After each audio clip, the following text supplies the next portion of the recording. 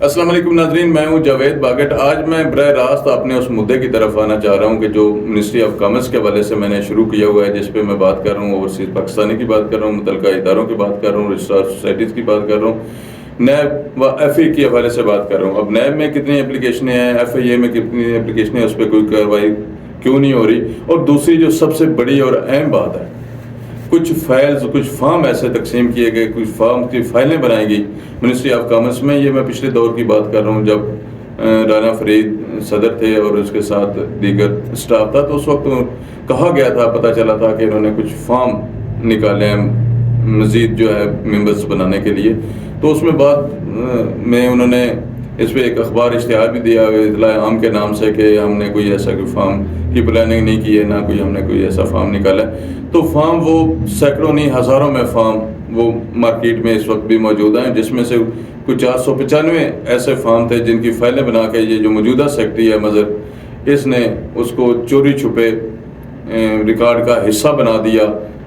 کہا جاتا ہے کہ وہ سیلیں توڑ کے تو اس نے وہ حصہ بنایا، اس میں وہ انکوائری رپورٹس بھی موجود ہیں، اور وہ فائلیں جو بنی ہیں، جو اس کی لسٹ ہے، وہ بھی آپ اسکرین پہ دیکھ سکتے ہیں۔ تو اتنا با اثر یہ جیل سازی کا جو کارخانہ ہے، یہ کیسے ممکن ہے کہ جو متعلقہ ایڈمنسٹریٹر ہے وہ بھی لکھ رہا ہے کہ مظہر کے خلاف کارروائی کی جائے، متعلقہ اے سی بھی لکھ رہا ہے کہ اس پہ انکوائری کی گئی ہے تو اس میں یہ گلٹی قرار دیا گیا ہے۔ ان ساری چیزوں کے باوجود یہ کتنا با اثر ہے، اس کے پیچھے کون سا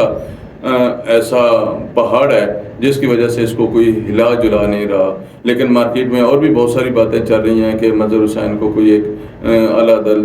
عدالتی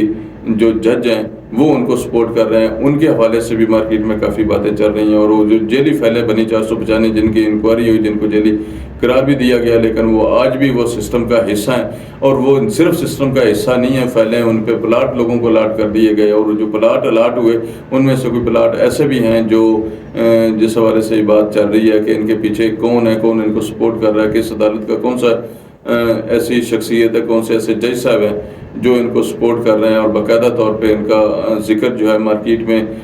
آ رہا ہے، اور خاص کر کے ان کے سابقہ چیمبرز کے جو وکلاء ہیں جج صاحب کے۔ ابھی میں نام نہیں ڈسکلوز کرتا، لیکن انشاءاللہ تعالیٰ میں کوشش کروں گا اگلی دفعہ میری ان سے ملاقات ہو جائے، کیونکہ جب وہ جج صاحب وکیل تھے تو میرے بھی ان سے انٹریکشن تھی، اس وقت ہیلو آئی تھی،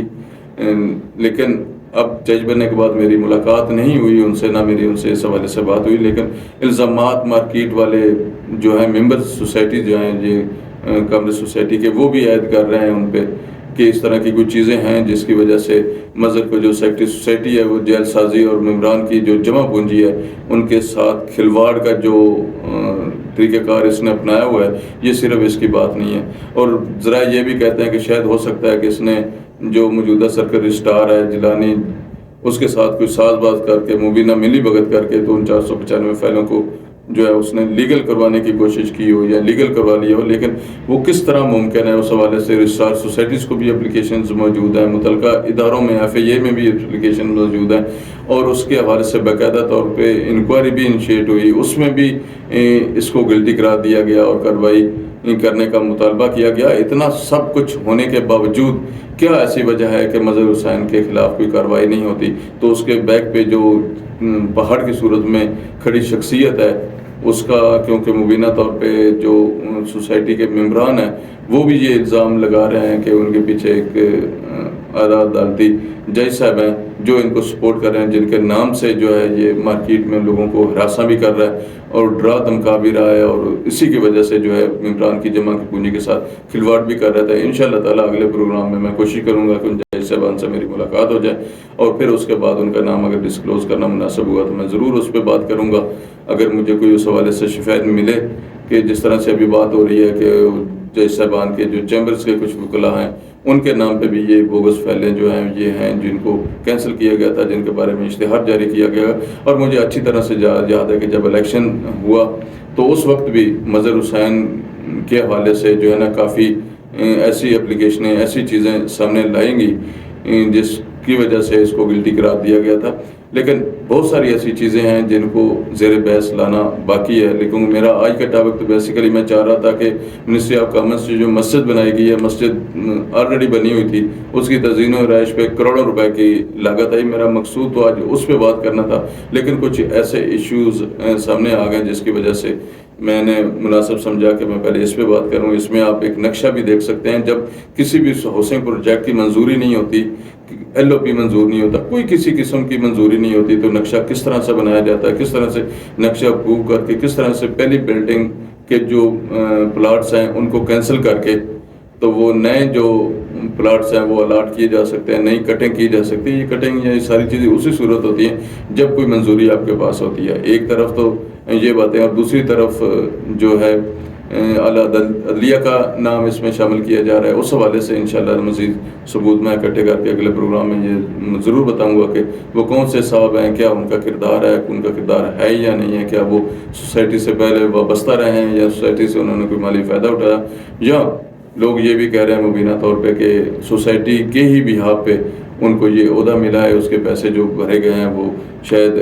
سوسائٹی نے کوئی پیسے بھرے. یہ ساری باتیں جو ہیں یہ ابھی عرضی باتیں ہیں، لیکن ان پہ مزید جو ہے میں کام کر کے آپ کے سامنے بہت ساری ایسی چیزیں رکھوں گا، اور یہ بھی بتاؤں گا کہ وہ کون سی شخصیت ہے جس کے ذریعے یہ سارا کچھ کام ہو رہا ہے، اور وہ بڑے دبنگ انداز میں کہتا ہے کہ یہ سارا کچھ جو کچھ ہو رہا ہے میں نے کروڑوں روپے لگا کے یہ سارا کچھ میں نے کیا. وہ ایک ادارے میں پروفیسر ہیں، اور اس کے والد صاحب کے حوالے سے بہت ساری چیزیں ہیں، وہ بھی سوسائٹی سے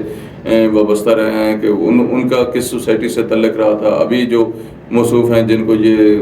کامرس سوسائٹی کے ٹھیکے دیے جا رہے ہیں، جو وہ کام کرتے بھی ہیں یا جو نہیں بھی کر سکتے، کیا ان کی فرم جو ہے وہ کتنی پرانی ہے، کتنی اہل ہے، کیا انہوں نے ان کی ورث کا کیا ایکسپیرینس ہے، وہ ساری چیزیں انشاءاللہ اگلے پروگرام میں رکھیں گے. اور اگلے پروگرام میں انشاءاللہ میں ان ساری شخصیات کا کوشش کروں گا نام بھی ڈسکلوز کروں کہ کون کون سی ایسی شخصیات ہیں جو منسٹری آف کامرس ہاؤسنگ جو سوسائٹی ہے